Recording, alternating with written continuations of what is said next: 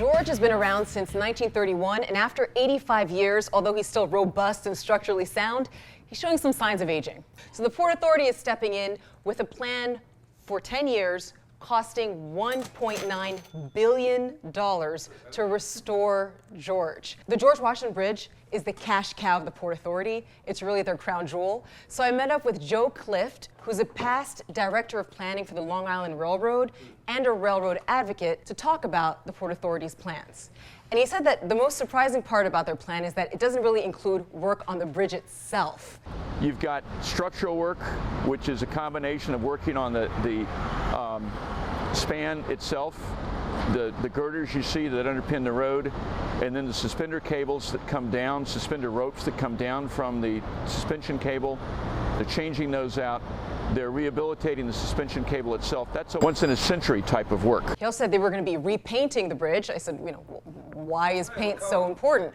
It's a steel bridge. If you don't paint it, it's going to rust, and that reduces the strength of the bridge. Okay. They're also trying to make the bridge more wheelchair accessible, and they're also working on the different approaches to the bridge. All of that work will lead to more traffic, if you even believe that's possible. The bridge already is congested just by the volume trying to come into New York in the morning and go out in the evening. I don't know if worse is possible. I also spoke to some drivers about that. Are you worried about traffic? Probably, yeah, considering I've been sitting in it for about an hour and a half now. And one of the drivers I approached, she was shaking her head from the very beginning. Are you worried about traffic? You're already shaking your head. Am I ever? That is the worst thing that they could ever do right now. I don't think that this is going to increase driver traffic. It seems like they want to increase pedestrian walking traffic and make it more like the Brooklyn Bridge that people cross over every day. Why? But why? I'll do respect. It is going to cause actual traffic problems too.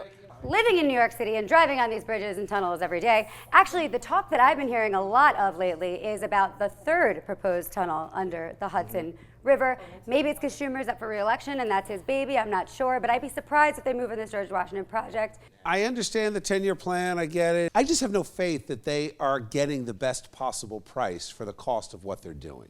That's the problem with the Port Authority. I just think you're jealous. You missed your shock, right? You missed your shot at a big job at the Port Authority, Spady. Hey, it happens. It burns them up every day. Thank you.